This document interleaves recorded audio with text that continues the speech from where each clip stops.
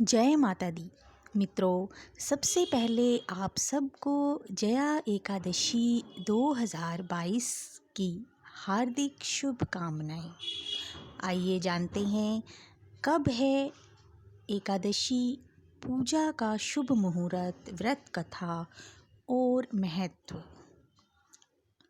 हिंदू धर्म में एकादशी तिथि का विशेष महत्व है।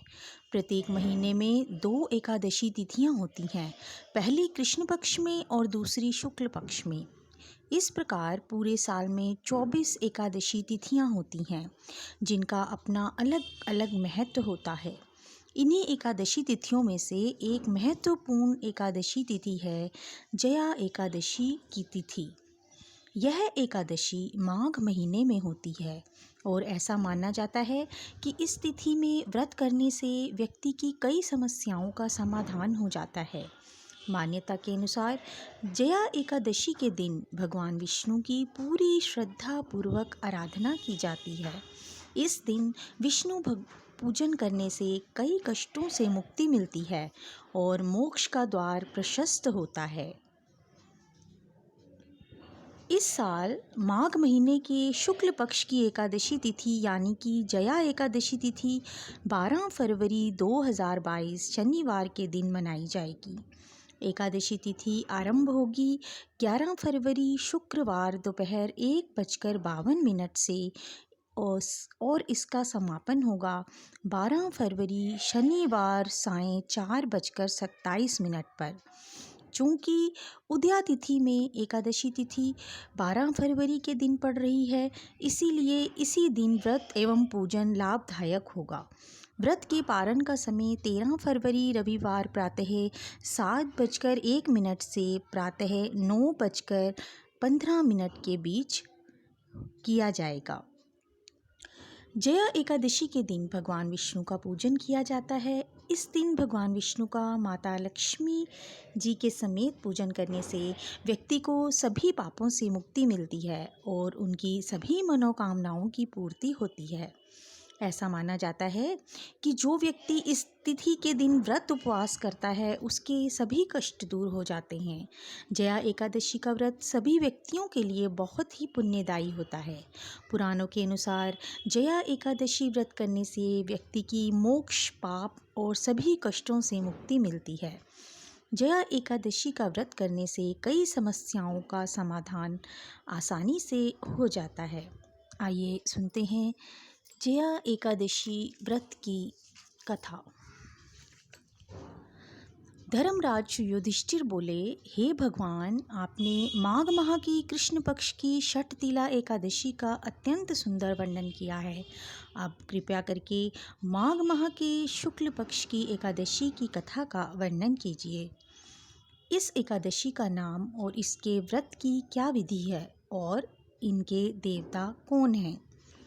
श्री कृष्ण भगवान बोले, हे राजन, माघ माह की शुक्ल पक्ष की एकादशी का नाम जया है। इस एकादशी के व्रत से मनुष्य ब्रह्म हत्या के पाप से मुक्त हो जाते हैं और अंत में उनको स्वर्ग प्राप्त होता है। इस व्रत से मनुष्य कुयोनि अर्थात भूत, प्रेत, पिशाच आदि की योनि से छूट जाता है। अतः इस एकादशी के व्रत को विधि पूर्वक करना चाहिए। हे राजन, मैं एक पौराणिक कथा कहता हूँ। एक समय इंद्र नागलोक में अपनी इच्छा के अनुसार अप्सराओं के साथ रमण कर रहे थे, गंधर्व गान कर रहे थे। वहाँ गंधर्वों में प्रसिद्ध पुष्पवंत, उसकी लड़की तथा चित्रसेन की स्त्री मलिन ये सब थे। उस जगह मलिन का लड़का पुष्पवान और उसका लड़का माल्यवान भी था। उस समय पुष्पवती नामक एक गंधर्व स्त्री माल्यवान को देखकर मोहित हो गई और काम बाण से चलायमान होने लगी। उसने रूप, सौंदर्य, हाव भाव आदि द्वारा माल्यवान को वश में कर लिया। पुष्पवती के सौंदर्य को देखकर माल्यवान भी मोहित हो गया। अतः ये दोनों कामदेव के वश में हो गए। परंतु फिर भी इंद्र के बुलाने पर इन्हें नाच गाने के लिए जाना पड़ा और अप्सराओं के साथ इन्होंने गाना शुरू किया। परंतु कामदेव के प्रभाव से इनका मन ना लगा और ये अशुद्ध गाने गाने लगे। इनकी भाव भृंगियों को देखकर इंद्र ने इनके प्रेम को समझ लिया और इसमें अपना अपमान समझकर उन्हें श्राप दे दिया कि तुम स्त्री पुरुष के रूप में मृत्युलोक में जाकर पिशाच का रूप धारण करो और अपने कर्मों का फल भोगो।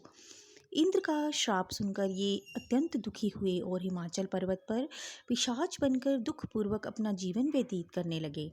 रात दिन उन्हें एक क्षण भी निद्रा नहीं आती थी। इस स्थान पर अत्यंत सर्दी थी। एक दिन पिशाच ने अपनी स्त्री से कहा कि ना मालूम हमने पिछले जन्म में ऐसे कौन से पाप किए थे जिससे हमें इतनी दुखदायी एवं पिशाच योनि प्राप्त हुई। देवयोग से एक दिन माघ माह के शुक्ल पक्ष की जया नाम की एकादशी आई। इस दिन दोनों ने कुछ भी भोजन ना किया और ना कोई पाप कर्म ही किया। इस दिन केवल फल फूल खाकर ही दिन व्यतीत किया और महान दुख के साथ पीपल के वृक्ष के नीचे बैठ गए। वह रात्रि इन दोनों ने एक दूसरे से लगकर बड़ी कठिनता से व्यतीत की।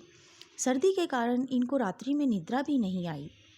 दूसरे दिन प्रातःकाल होते ही भगवान के प्रभाव से इनकी पिशाच देह छूट गई और अत्यंत सुंदर अप्सरा और गंधर्व की देह धारण करके तथा सुंदर वस्त्रों तथा आभूषणों से अलंकृत होकर इन्होंने नागलोक को प्रस्थान किया। आकाश में देवगण तथा गंधर्व इनकी स्तुति और पुष्प वर्षा करने लगे। नागलोक में जाकर इन दोनों ने देवराज इंद्र को प्रणाम किया। इंद्र को भी इन्हें अपने प्रथम रूप में देखकर महान आश्चर्य हुआ और वे इनसे पूछने लगे कि तुमने अपनी पिशाच देह से किस प्रकार छुटकारा पाया, वह बताओ। इस पर माल्यवन बोले कि हे देवेंद्र, भगवान विष्णु के प्रभाव तथा जया एकादशी के व्रत के प्रभाव से हम लोग पिशाच की देह को छोड़कर पवित्र हो गए हैं और हम अन्य लोगों के भी वंदनीय हो गए हैं, क्योंकि शिव भक्त हम लोगों के वंदना करने योग्य हैं। अतः आप धन्य हो, धन्य हो। ऐसे जानकर इंद्र ने कहा, अब तुम पुष्पवती के साथ जाकर विहार करो। हे युधिष्ठिर, इस जया एकादशी के व्रत करने से समस्त कुयोनि छूट जाती है। जिस मनुष्य ने इस एकादशी का व्रत किया है उसने मानो सब यज्ञ तप आदि किए हैं। जो मनुष्य भक्ति पूर्वक जया एकादशी का व्रत करते हैं वे अवश्य ही 1 सहस्त्र वर्ष तक स्वर्ग में निवास करते हैं। मित्रों, संगीत एक साधना है, एक विद्या है। इसमें पवित्रता आवश्यक है। जिस सभा में अपने से बड़े गुरुजन आदि उपस्थित हों वहाँ प्राणी को संयम और मर्यादा बनाए रखनी चाहिए ताकि गुरुजनों का सम्मान बना रहे। गुरुजनों का अपमान करने वाला घोर नरक भोगता है। तो यह थी जया एकादशी की व्रत कथा। इस कथा को सुनाने वालों, सुनने वालों हम सब पर भगवान विष्णु की कृपा सदैव बनी रहे। भजमन नारायण नारायण नारायण, भजमन नारायण नारायण नारायण। धन्यवाद।